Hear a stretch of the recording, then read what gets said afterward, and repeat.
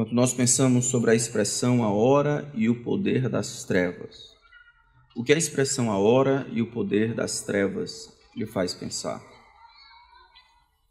O momento em que as trevas parecem ter recebido permissão para fazer o que desce na telha, como se diz, para exercerem um protagonismo temporário no plano do Senhor.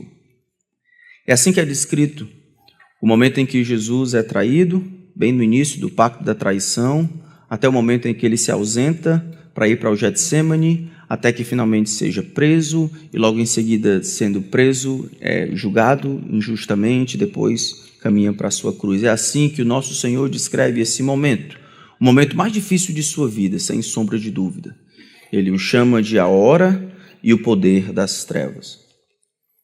Nós continuamos estudando, seguindo Jesus em Lucas capítulo 22, este capítulo tão triste por alguns aspectos, mas que demonstra o poder e a capacidade de Jesus de triunfar sobre as debilidades, frustrações e pecados dos homens, sobre uma liderança religiosa que deseja matá-lo, sobre um discípulo traidor, estava entre o seu círculo mais íntimo, sobre a indisposição dos discípulos de compreenderem o que ele estava fazendo, sobre a negação do líder dos apóstolos, profetizada por Jesus e cumprida em poucas horas, e finalmente o seu momento em que ele ora ao Pai no Monte das Oliveiras.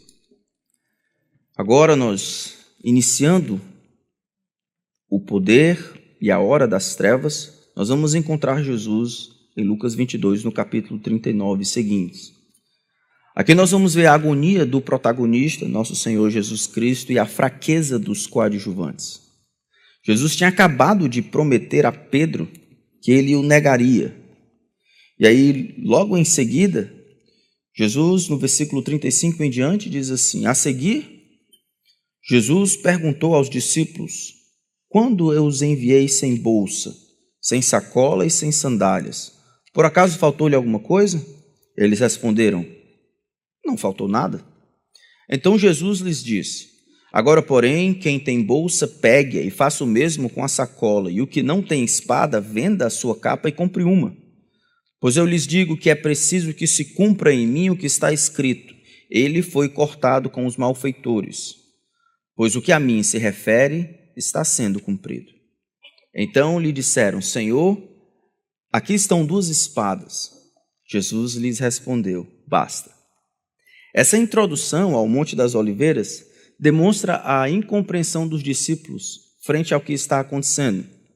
Quando Jesus diz: olha, vocês lembram quando eu mandei vocês? Ele manda, tanto em Lucas capítulo 4, quanto em Lucas capítulo 18. Em Lucas capítulo 9, Jesus envia os 12 apóstolos para o precederem, isto é, para prepararem o caminho, para prepararem a audiência, e Jesus ia chegar lá para pregar o evangelho, manda de 2 em 2 dizendo: você não se preocupe com a provisão, não se preocupe com os recursos, eu vou prover por meio das pessoas que estarão nessa cidade.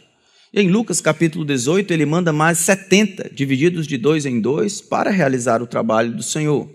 Agora não. Jesus está dizendo: lembra naquela época que eu mandei vocês sem nada, faltou alguma coisa? Eles respondem: não, faltou nada. Agora é diferente, ele diz. Agora vocês não podem mais contar com a recepção das pessoas, nem com aqueles que promoviam a paz. Não, agora eu quero que vocês compreendam que a sua rejeição, a rejeição do Messias e por conseguinte dos seus discípulos vai chegar ao topo. Agora peguem sacola, agora levem as bolsas, agora não dependam de ninguém. Agora, a partir de agora, o mundo cairá sobre vocês. A partir de agora, vocês não serão dependentes ou não podem contar com a boa receptividade das pessoas. Mas na frente ele vai dizer: agora é o momento, agora é a hora das trevas. E aí quando Jesus fala sobre esta espada, para que eles comprem, para que se cumprisse o que havia sido dito pelo profeta Isaías no capítulo 52, sobre ser contado com os malfeitores, eles não entendem. Eles lembram que tinham algumas espadas, temos aqui 2, mas parece que a ideia de que eles têm aqui 2 e a interrupção brusca de Jesus basta, é que eles não tinham entendido. Não tinha entendido que ali eles estão fazendo aquilo dali para demonstrar, para cumprir uma profecia que Jesus seria contado, ele não seria um malfeitor, considerado como rebelde, né? Alguém, um anárquico ali daquele governo. Eles acham que as espadas, da verdade, devem ser como instrumentos de batalha. Eles querem estar, de alguma forma, prontos para exercer guerra contra o que está diante deles. Eles acham que aquilo que está vindo sobre eles pode ser vencido na força do braço. Temos aqui 2, Senhor. Será suficiente para destruir todo o inferno e seus demônios? Jesus não quer conversar sobre isso. Ele diz, tá, basta. É como se ele dissesse, tem muita coisa que acontecer, não consigo parar aqui para explicar para vocês. Você já tem informação suficiente sobre esse momento? Basta. Tá bom. E aí, essa má compreensão dos discípulos e essa marcação da ausência de recepção por parte dos outros e o início de uma rejeição declarada, não somente do Messias, que já havia começado, mas também dos seus seguidores, é marcado por esse diálogo aqui com Jesus. Diante disso, essa narrativa já demonstra, sim, o período é de guerra. Sim, haverá uma guerrilha que o traidor já foi demonstrado. Mas vem a hora e o poder das trevas, a hora em que as trevas irão receber permissão da parte de Deus para terem liberdade de agir. Jesus, ele não vai reclamar, ele não vai revidar, ele não vai destruir, ele não vai retaliar. As trevas não encontrarão nenhuma resistência em Jesus. Sem revidar, sem fugir, ele não falaria muita coisa. É a hora e o poder das trevas, o momento para o qual Jesus havia nascido, o momento do seu abandono, da sua traição, o momento do seu sofrimento, da sua rejeição, o momento em que Jesus finalmente vai beber o cálice do furor da ira do Deus Todo-Poderoso. É de longe o momento mais difícil que Jesus vai enfrentar. É o momento mais crucial da vida de Jesus. Poucas horas, a partir daqui só existe queda, é a hora e o poder das trevas. É como se o leme, o timoneiro fossem as trevas, guiando, atrapalhando, machucando, destruindo, zombando, trazendo sofrimento ao seu Messias, que permanecerá calado a maior parte do tempo, como ovelha muda, levado para os seus tosqueadores. A hora e o poder das trevas se aproxima. E o mais interessante de todo esse texto, do versículo 39 em diante, é como os discípulos, em oposição a Jesus, se preparam para esse grande momento. É a hora e o poder das trevas, como Jesus se prepara para ela. Como os discípulos se preparam para isso. Para a hora em que as trevas teriam permissão para operarem com tranquilidade, dentro dos limites do grande Deus, mas com tranquilidade. Como alguém se prepara para a hora e o poder das trevas? O nosso texto, então, começa no versículo 39. Acompanhe comigo até o verso 46. E vejam a agonia do protagonista e a fraqueza dos coadjuvantes. E saindo, Jesus foi, como de costume, para o Monte das Oliveiras. E os discípulos o acompanharam. Chegando ao lugar escolhido, Jesus lhes disse, orem, para que vocês não caiam em tentação. Ele, por sua vez, se afastou um pouco e de joelhos orava, dizendo, Pai, se queres, afasta de mim esse cálice. Contudo, não se faça a minha vontade, e sim a tua. Então lhe apareceu um anjo do céu que o confortava, e estando em agonia, orava mais intensamente, e aconteceu que o suor dele se tornou como gotas de sangue caindo sobre a terra. Levantando-se da oração, Jesus foi até onde os discípulos estavam, e os encontrou dormindo de tristeza. E disse, por que vocês estão dormindo? Levantem-se e orem, para que não caiam em tentação. Vamos orar, irmãos.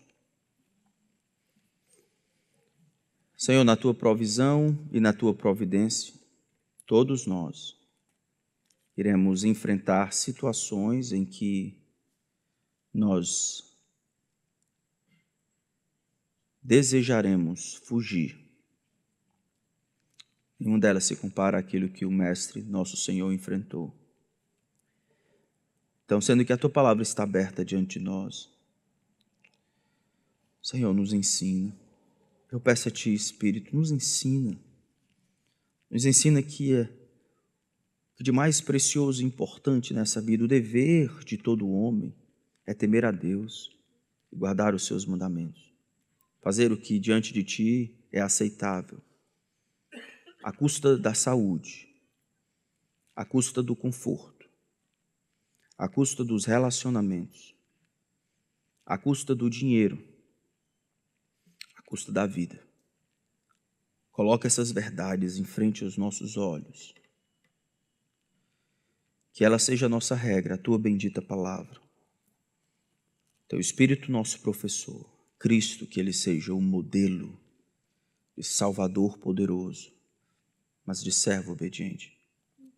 E que ao final desse tempo, ele, o nosso Cristo, receba toda a glória por ser aquilo que nós não conseguimos ser e fazer por nós aquilo que nós nunca conseguiríamos fazer por nós mesmos. Então, magnifica Cristo, nosso Senhor. Em nome dele, nós oramos para a tua glória. Amém. Como alguém se prepara para a hora e o poder das trevas? O nosso texto começa no versículo 39, dizendo que Jesus saiu, como de costume, para o Monte das Oliveiras. O Monte das Oliveiras, de fato, era como se fosse um parque. Lembrando que nessa época estava em festa, estavam celebrando a Páscoa. E era muito comum, devido à superlotação, que os lugares onde as pessoas, as pousadas daquela época, ficassem lotadas.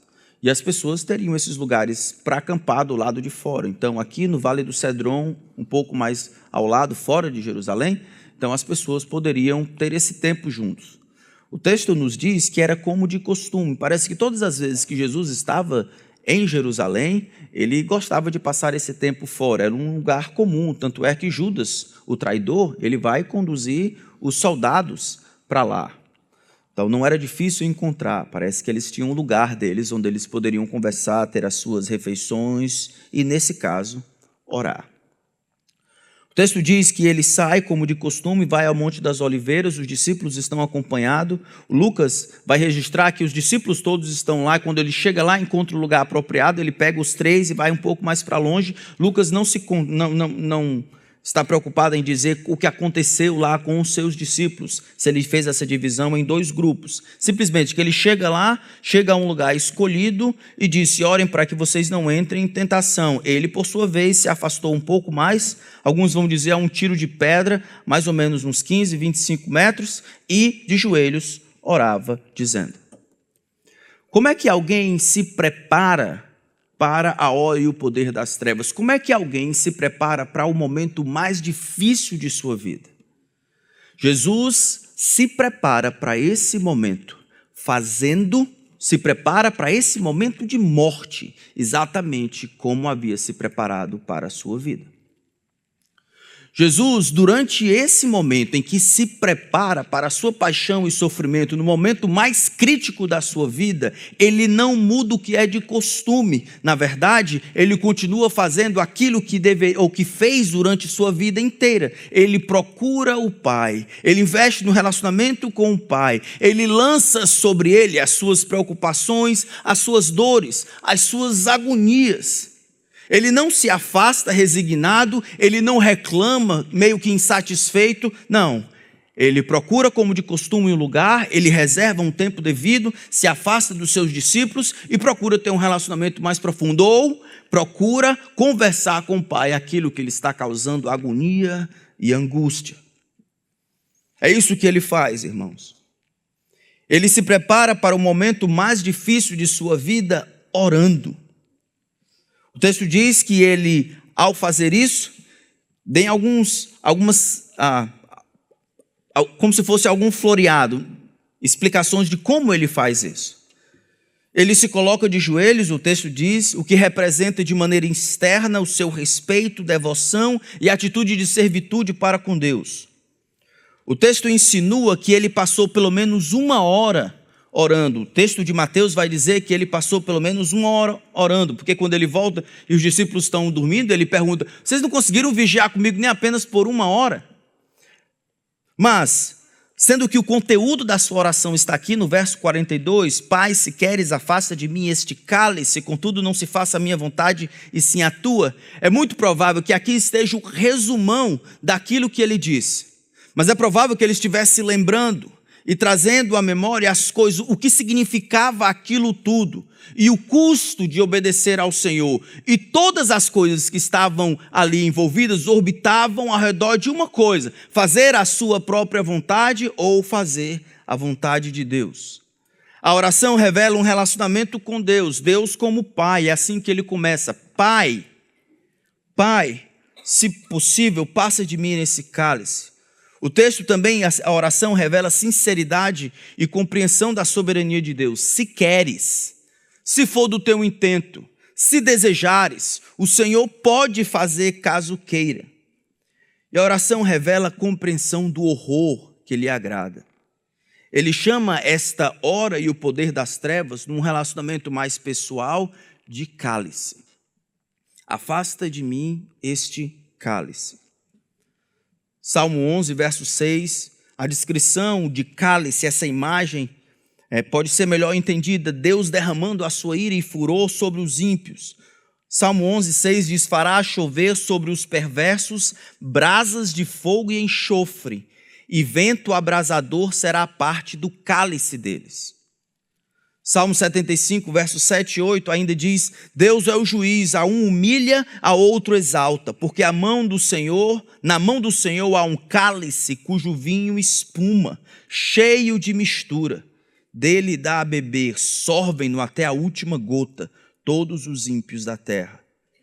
Figura do cálice também como vasilhame é aquela representada em Romanos capítulo 9, quando o cálice ou vasilhame é o lugar onde Deus pode despejar tanto a sua misericórdia, quanto o seu desprazer, quanto a sua ira. Jesus, nessa pequena oração, que provavelmente seja o resumo do que ele orou, ele revela a sua compreensão de quem é Deus, o relacionamento que ele tem com ele, ele revela sinceridade, ele diz para Deus o que ele gostaria que acontecesse, revela a compreensão da soberania do Senhor, revela a compreensão também desse horror que estava representado na imagem do cálice. Eu sei o que vai acontecer, eu sei o que deve acontecer, eu sei o que me aguarda. Como um paciente terminal, Jesus sabe que a morte está próxima. Deus traçou um caminho e escreveu um bilhete para ele, dizendo: aqui é o fim da sua vida terrena. E a nossa mortalidade, irmãos, é assustadora. Jesus enfrenta fazendo o que ele sempre fez. Ele leva suas preocupações a Deus em oração. Enquanto ele alerta os seus discípulos para que eles orem para não cederem às tentações, ele caminha o seu vale da sombra da morte, ou ele adentra na hora e no poder das trevas, passando pelo cajado do seu bom pastor, através dos tribunais celestiais da presença de Deus.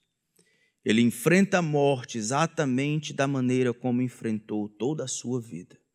Ele enfrenta as dificuldades como enfrentou os períodos de bonança.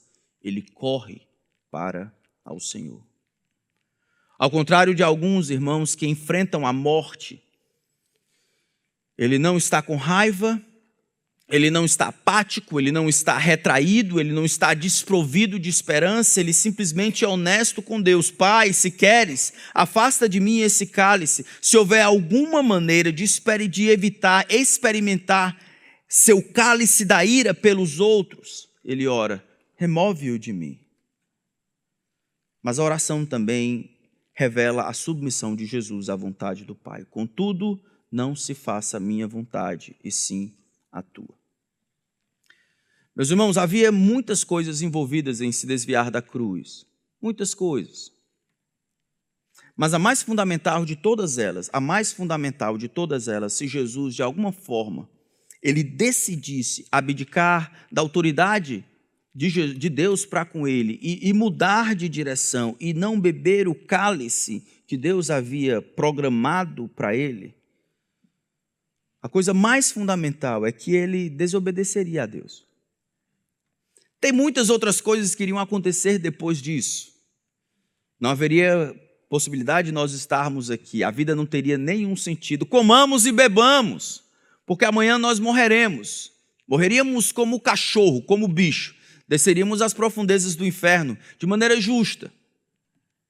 Para Jesus, embora todas essas coisas estiverem lá, o que é registrado em sua oração, o que está ali diante dele, a luta não é por todos os desdobramentos disso no plano cósmico. Aquilo que atrai sua atenção, que focaliza a sua oração eu estou com medo do que vai acontecer agora, a hora e o poder da morte. Eu estou com medo do cálice, do vinho, do furor, que eu devo beber sem mistura. Se tiver uma possibilidade do Senhor não me fazer beber, se tiver qualquer possibilidade de eu passar sem beber, eu gostaria. Mas não pode ser feita a minha vontade. Contudo, que seja feita a tua vontade. Porque desobedecer não é uma opção. Se eu passar pela cruz, ou fora da cruz, eu não beber, que não seja porque homens me convenceram, porque o diabo me constrangeu, porque eu decidi não fazer, mas porque o Senhor disse que agora não é mais a tua vontade para mim. Porque não existe a possibilidade de eu ir contra a tua vontade. Isso é o que me causa, ele dizia, isso é o que me causa mais angústia.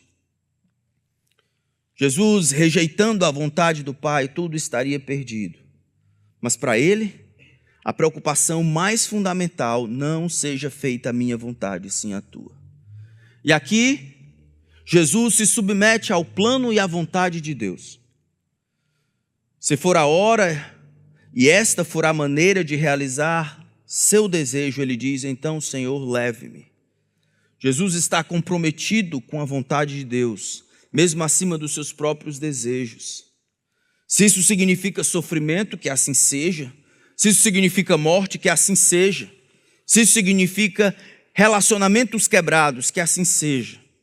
Ao confiar na oração e na comunhão com Deus, Jesus enfrenta a sua hora mais escura de uma maneira gloriosa. Eu fico pensando, irmãos, pense nisso. Quando a vontade de Deus para a sua vida, para a minha vida, significar sofrimento.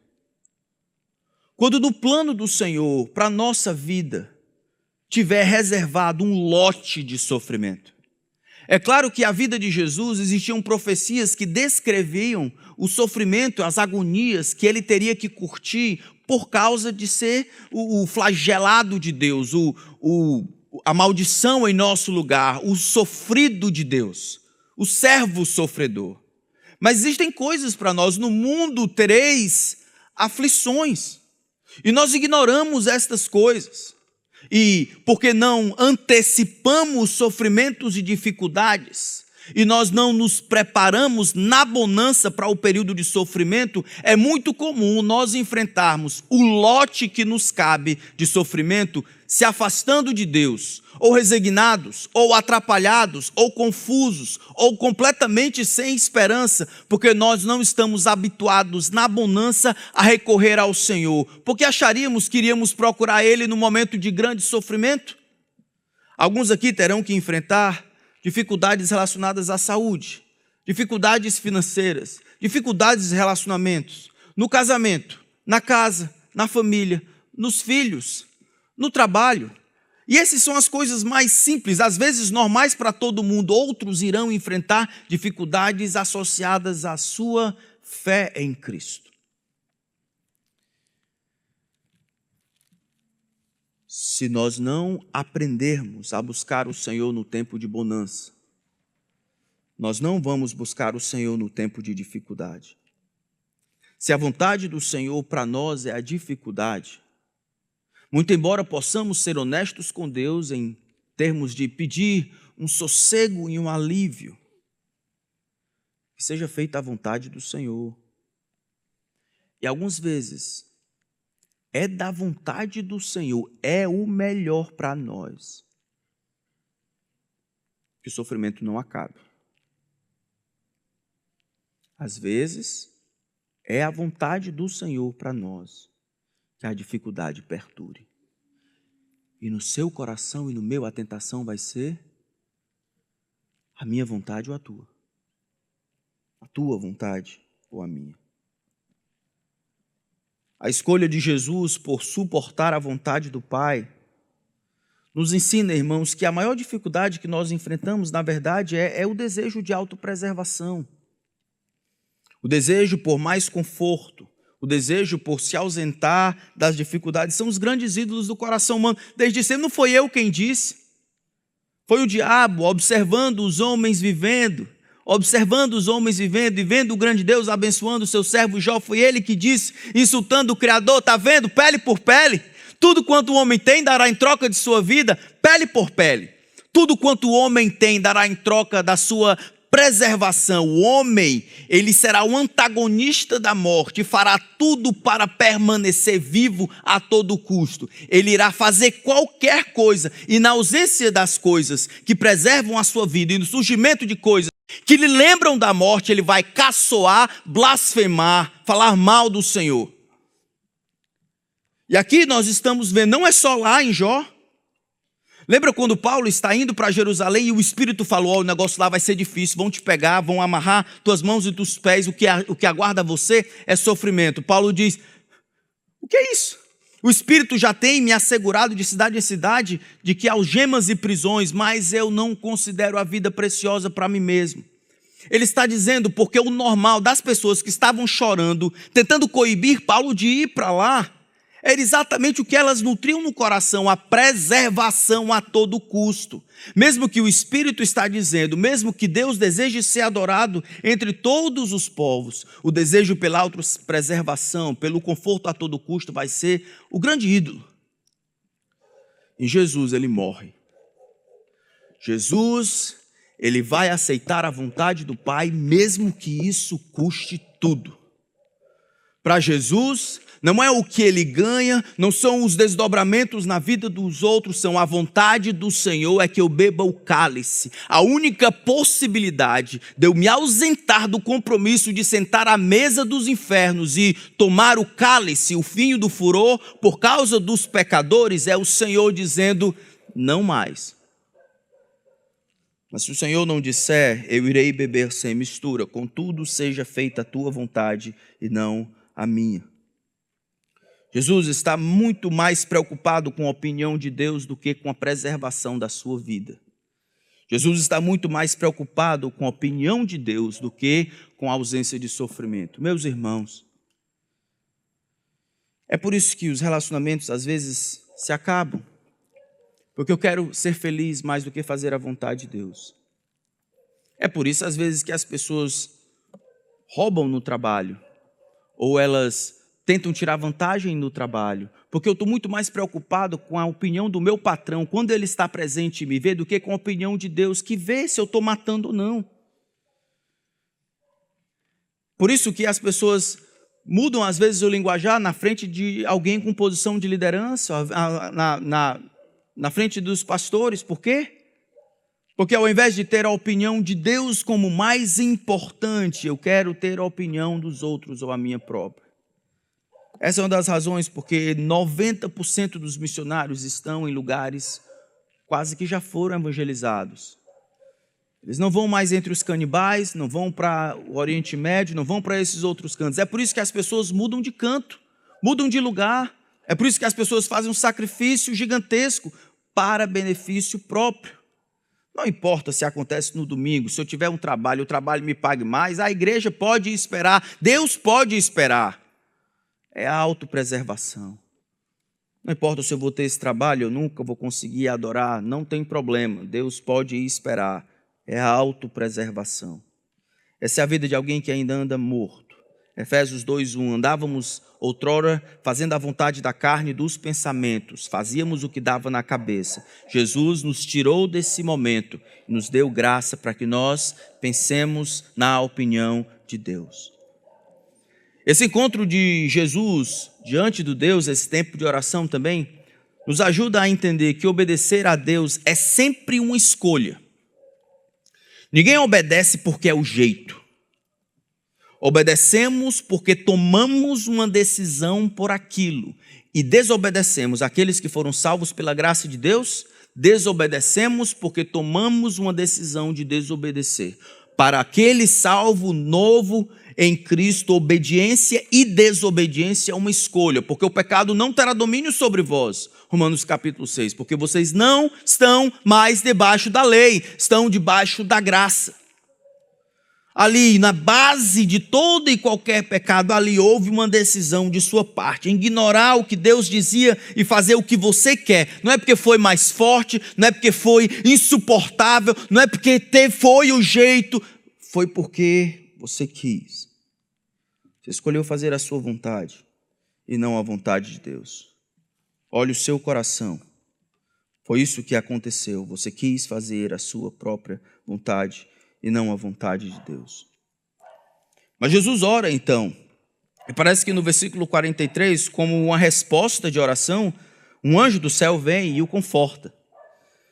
Jesus não está sozinho, ele já recebeu a resposta de que Deus, ele não vai ouvir a sua oração, mas o texto de confortar aqui dá a ideia de encorajar. Ele encoraja Jesus a perseverar, a continuar, a aguentar, a fazer o que deve ser feito. Já comprometido com a vontade de Deus, vocês podem aí, é um texto difícil agora, mas já comprometido com a vontade de Deus, compreendendo que Deus não vai afastar o cálice dele, que ele deve beber o cálice, deve aceitar, deve cumprir tranquilamente a vontade de Deus, a sua alma se angustia ainda mais. O texto diz que, no verso 44, que estando em agonia, essa agonia às vezes é demonstrada em tremor, como se o seu corpo reagisse de uma maneira quase que involuntária. A ideia de tremor, estando em agonia, orava mais intensamente, e aconteceu que o suor dele se tornou como gotas de sangue caindo sobre a terra. A ideia de como gotas de sangue caindo sobre a terra diz nada mais do que gotas de sangue caindo sobre a terra. Mesmo que a gente não precise entender de maneira literal, mas de maneira literária, isso de alguma forma anuncia o sangue derramado daqui a poucas horas. O texto revela que aquela sensação, aquela agonia, aquele tremor por aquilo que iria acontecer estava causando dificuldades no seu próprio corpo. O corpo, assim como a alma, estavam respondendo. Enquanto orava mais fervorosamente, enquanto estava trabalhando tanto em sua oração, o seu suor se transformou ou parecia como gotas de sangue caindo sobre a terra, como que preanunciando o sangue que já estava por ser derramado. Uma profunda dependência de Deus aqui, acompanhada de grande dor. Mas talvez a gente precise perguntar, onde é que estão os discípulos? Pintem a imagem na cabeça de vocês. Todo o capítulo 22 tem sido Jesus triunfando sobre os fracassos de todos os coadjuvantes, de dentro e de fora. E agora, à medida que o texto flui, Jesus se aproxima da hora e do poder das trevas. E é nesse exato momento, Jesus diz para os seus discípulos, como que mostrando para eles, olha, algo grande está chegando, algo maior do que a mente de vocês consegue abarcar. E o pedido de oração, na verdade, estranho para mim, o pedido de oração é que eles orem por eles mesmos. Orem por vocês. Eu vou fazer o meu trabalho e orar por mim. Orem por vocês, orem para não caírem em tentação. O diabo está tramando, vai ter uma oportunidade única, singular em toda a história de vocês sucumbirem a essa tentação. Preparem-se para ela orando. Olhem para mim, é o que eu vou fazer. Eu vou procurar me submeter à vontade do Pai. Eu vou procurar mostrar para Ele, dar para Ele, dizer para Ele as coisas que afligem o meu coração. Eu vou buscar o consentimento do Senhor. Façam isso por vocês. Orem para que vocês não entrem em tentação. Orem e vocês não entrarão em tentação. Não orem e vocês irão sucumbir. Não nutram a alma. Acham que vocês são capazes e vocês irão sucumbir. Meus irmãos, Jesus considerava os 11 como pessoas cuja ligação com ele era realmente acima de qualquer suspeita. Mas eles estavam sujeitos ao erro, pela fraqueza da carne. E eles estariam expostos a uma repentina tentação. Jesus prepara para a hora e o poder das trevas orando. Os discípulos se preparam para a sua tentação descansando. Eles descansam. Vida difícil. O texto diz que eles estavam dormindo de tristeza, o verso 45. E aí existe esse contraste: enquanto Jesus trabalha arduamente em oração, os discípulos dormem de tristeza. Parece que a rápida sucessão de eventos, uma coisa vai para lá, outra coisa, e as coisas que aconteceram durante o dia, parece que fez com que eles se desgastassem. Rapaz, cansativo, né? Fez com que eles sucumbissem. Jesus pergunta: vocês estão dormindo? Por 2 vezes ele associa essa lerdeza espiritual a cair em tentação. Vocês estão dormindo. Levantem-se e orem para que não entrem em tentação. Sobreviver à pressão do sofrimento e da rejeição, superar a expectativa angustiante de perseguição e enfrentar a mortalidade exige estar em alerta constante. Como os militares que guardam um país, os discípulos devem se manter preparados para a hora e o poder das trevas. Mas eles simplesmente fracassam.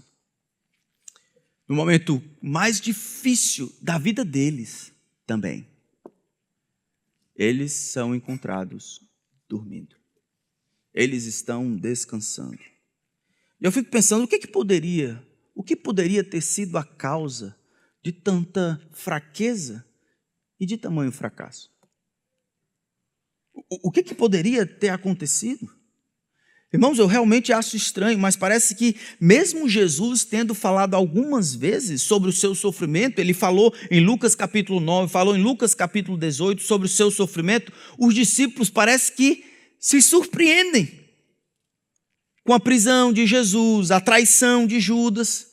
Jesus fala sobre a morte. Na verdade, por meio do estabelecimento da ceia, ele desenha para eles o que vai acontecer, por que vai acontecer e como vai acontecer. Haverá um derramamento de sangue violento, eu serei o Cordeiro Pascal, eu quero que vocês lembrem disso, vai ser a última vez que eu vou participar disso com vocês, só naquele dia, aqui é a minha despedida.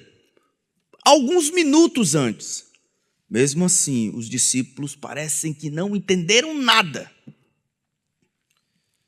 Mesmo a encenação, Jesus falou do traidor, Jesus falou das espadas, mas mesmo assim eles não entenderam muita coisa. É como se eles estivessem apenas de corpo presente, mais ou menos como alguns estão aqui. Enquanto nós pensamos, haverá uma luta que eu e você temos que enfrentar, haverá uma luta. Se nós quisermos fazer a vontade de Deus, haverá uma luta, e a maior luta não é contra os outros, a maior luta será contra você. Você, por natureza, quer ser o seu reizinho e a sua rainhazinha. E a luta maior vai ser sempre entre fazer a vontade de Deus e fazer a sua própria vontade. Mas alguns não escutam. Simplesmente ignoram. Eles não veem. É como se estivessem apenas corpo presente, ou achassem que isso nunca chegaria. Nunca chegaria.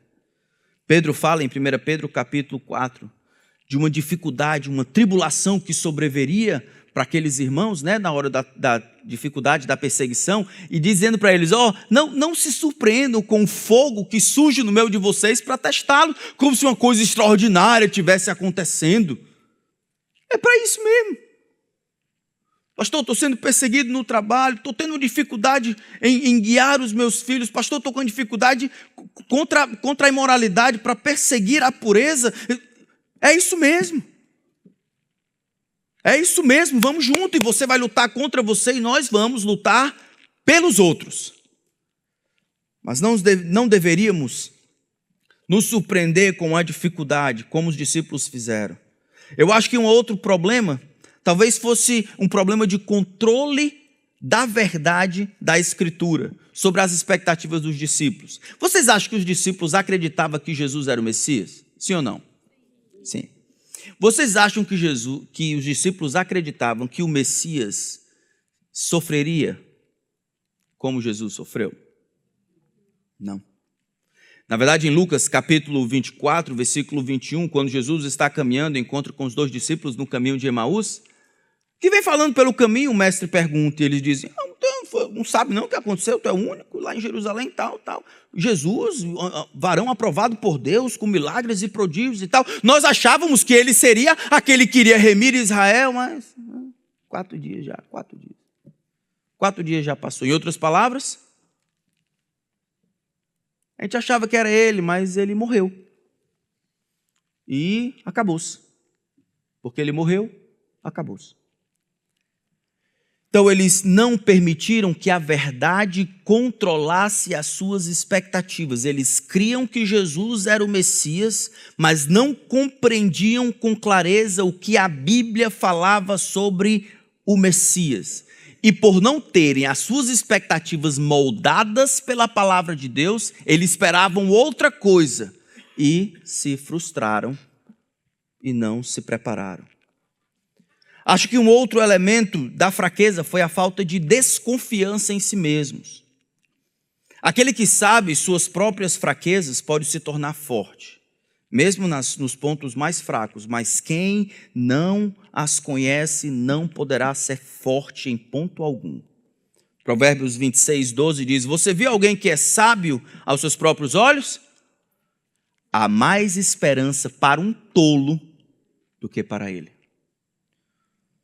Peguem espadas, temos 2 aqui. Na hora que Jesus está sendo preso, o servo do sumo sacerdote põe a mão de Jesus e eu acho que Pedro mirou no olho. Talvez ele afastou assim e decepou a orelha do servo do sumo sacerdote, Malco. Eles achavam que dava certo. Lembra quando Jesus pergunta, nessa noite, um de vocês vai me trair? Serei eu, Senhor? Serei eu, Senhor? E lembra que eles estavam perguntando, qual de nós será o maior? Qual de nós será o maior? A desconfiança em si mesmos não os preparou para essa tentação que eles estavam prestes a enfrentar. Eu também acredito que acho que lhes faltava experiência em momentos como esse. Experiência de guerra, a luta. Experiência adquirida na guerra, na verdade, é a grande promotora da indiferença e da coragem dos soldados veteranos frente ao perigo. A guerra real, a dificuldade real, a dor real, a perseguição real, a privação real tem a tendência de calejar o medo da alma e transformar recrutas em soldados. Eu lembro muito bem, pastor Shent, que serviu como pastor no Líbano durante as guerras. E ele falava para a gente, olha, lá é assim, as nossas reuniões, elas acontecem quando dá, elas vão durar às vezes 6 horas. E o que acontece é que essas reuniões, ao final delas, as pessoas saem chorando. Aí eu fiquei pensando, por que elas saem chorando, Jane? Porque assim, elas se encontram, ficam 6 horas juntos, saem chorando. Elas sabem que esse encontro vai lhes custar a vida. No caminho para casa, algumas não chegam. E elas sabem que ali vai ser, será a última vez que eles vão se encontrar. A guerrilha ou os mísseis que matam os inocentes também, vai cair. E não era incomum de 12, a rotatividade de 12, termos só 11. De 11, termos 15 na próxima semana, mas não era aquele, porque aquele havia falecido. De 10, agora temos 6, a família inteira de 4 morreu. E vocês continuam se reunindo? Ele diz, os mísseis só podem nos dar Jesus. Eu disse, é isso. Quantos viriam se os mísseis estivessem bombardeando aqui? Não estou pregando tolice. Mas a guerra faz com que os homens, eles calejem quanto ao perigo. Esses aqui, eles são verdes. E alguns de nós, infelizmente, nós não somos habituados. Jesus, o texto diz em Isaías 53, era homem de dores, homem habituado ao sofrimento, homem que sabia o que era sofrer. Então, o que podemos aprender, irmãos, sobre a hora e o poder das trevas? Podemos ver que enquanto o nosso protagonista, Jesus, sofre em agonia, se submete à vontade do Pai, a fraqueza e a falha dos coadjuvantes revela o que estava em seu coração. Eles não estavam preparados para a tentação. O que vai acontecer? Jesus diz: eu ferirei o pastor e as ovelhas serão dispersas.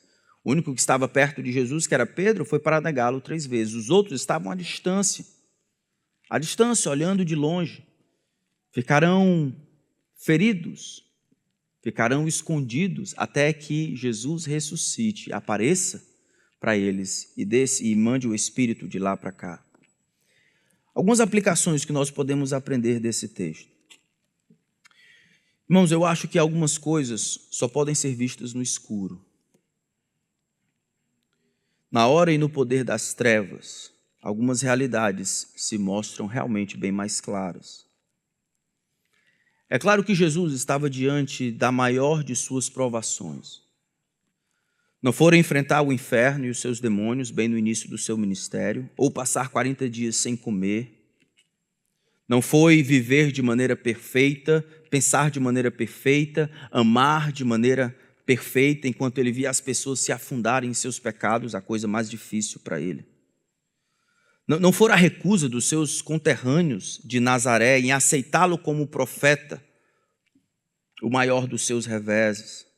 Também não foi a incredulidade dos líderes religiosos que, muito embora tenham visto tantos milagres, ainda planejavam matar Jesus. Também não foi ter que aguentar a lerdeza espiritual dos seus discípulos.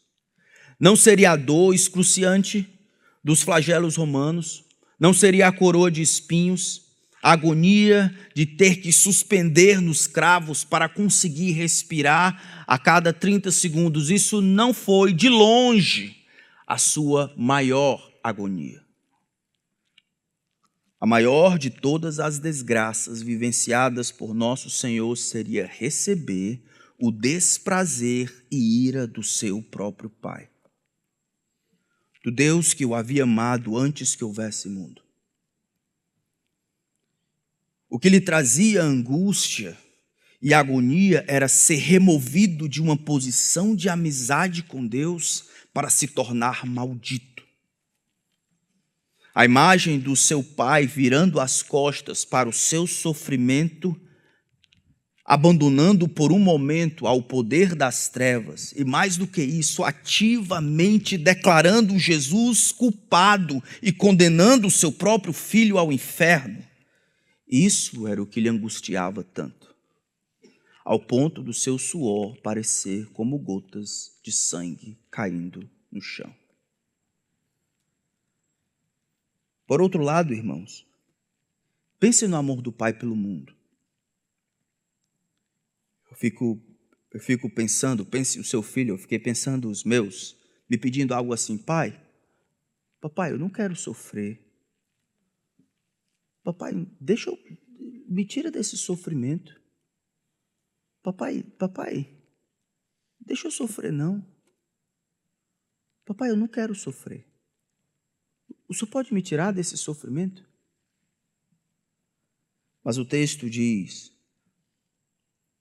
que o pai disse não. Quando lembramos e lemos porque Deus amou ao mundo de tal maneira, lembre que ao Senhor agradou moê-lo, falando do Senhor sobre o seu filho, fazendo-o sofrer. Quando você lê, Deus tanto amou o mundo que deu o seu filho, não ignore esse amor. Quando se diz que ele enviou o seu filho ao mundo, não para que julgasse o mundo, mas para que o mundo fosse salvo por ele, não permita que isso gere uma familiaridade. Ele amou os pecadores às expensas do seu próprio filho. Spurgeon falava disso de uma maneira esquisita. Ele dizia: grande mistério é esse na cruz. É como se Deus tivesse me amado mais do que amou o seu próprio filho. É como se Deus tivesse escolhido a mim, o pior dos pecadores, ao invés do seu filho que nunca lhe desobedeceu. Que grande amor é esse? A rejeição do pai prova a intensidade do seu amor pelo seu plano de salvar pecadores como você e eu. Outra coisa que podemos aprender a termos muito cuidado com a ideia errada e mundana de igualar amor, cuidado e apreço com nunca dizer não a quem você diz amar. Se você não diz não para sua filha e você diz que é amor, isso na verdade é idolatria e não ensinará algo importante sobre a realidade. Ninguém tem tudo o que quer. Parece que nem Jesus. Só Deus tem tudo o que quer. A vara e a disciplina dão sabedoria, mas a criança entregue a si mesma envergonha a sua mãe. Ame o seu filho e faça então como o Senhor, diga não para ele. O mesmo vale para a esposa. Alguém disse que amar significa fazer o que ela quer. Mas Romanos capítulo 15, verso 2 diz: portanto, cada um de nós agrade ao próximo no que é bom para a edificação. Eu não estou dizendo, marido e pai, que você deve viver em função de si mesmo. Na verdade, Romanos 15, 1 diz que nós não agradamos a nós mesmos, mas nos sacrificamos em prol do outro como o nosso Senhor. Todos aqueles que estão em posição de liderança e autoridade, maridos e pais, e se você está lá e nunca contraria sua esposa e nunca contraria os seus filhos, você precisa se arrepender do pecado de não santificar a sua esposa e os seus filhos.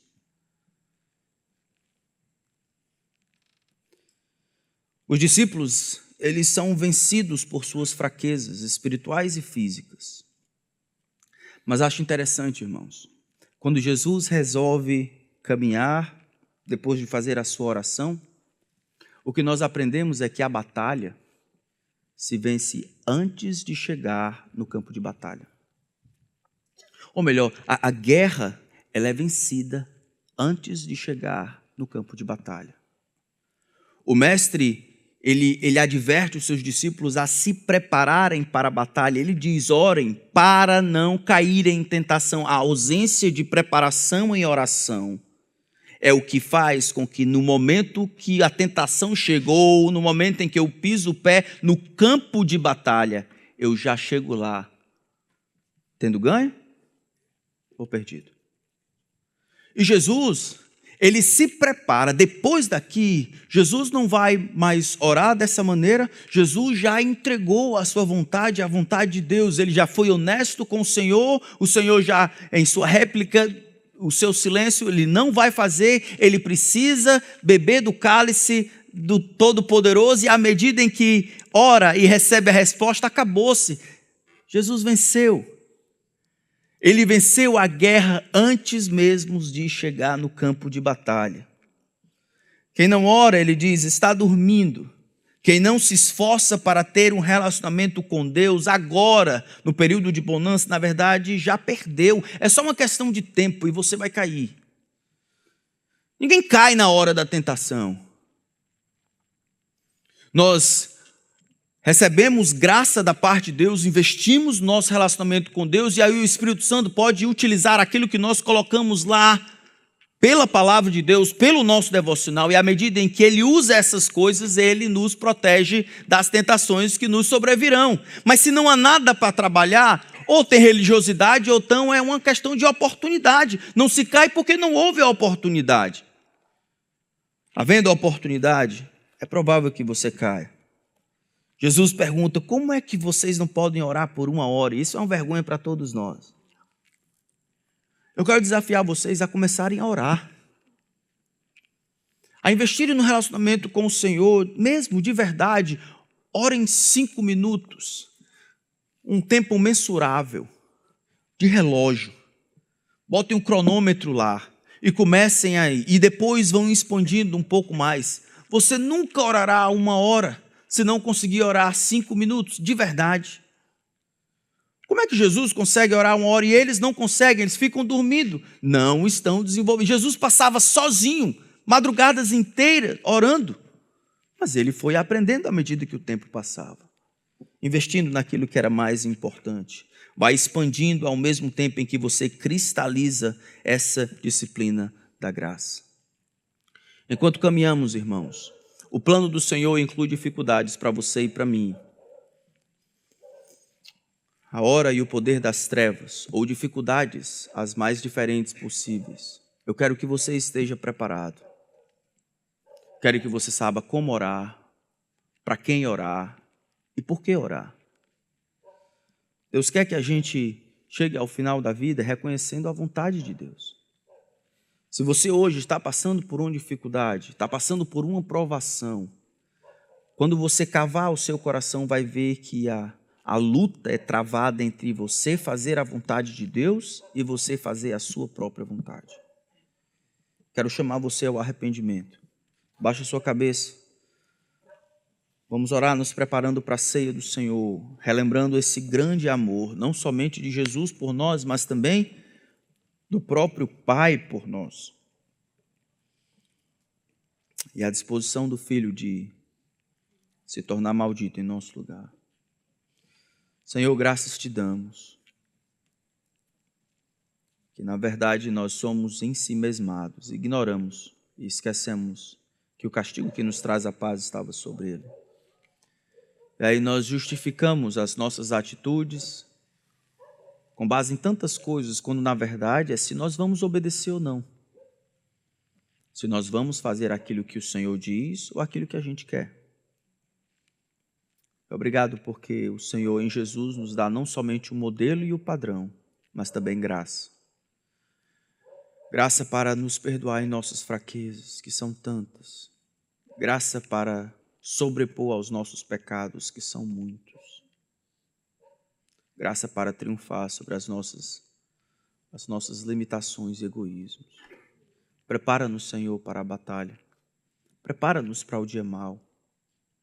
Ajuda-nos a termos o nosso relacionamento contigo firme, sólido, constante, regular, buscando ao Senhor. Ao invés de buscar ao Senhor simplesmente quando as coisas estão difíceis, nos ajuda a nos preparar na bonança, fazer guerra contra nós mesmos.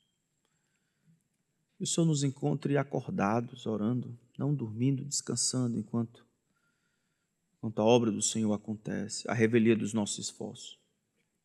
Tem misericórdia de nós, Senhor. Tem misericórdia de nós. Em nome de Cristo. Amém.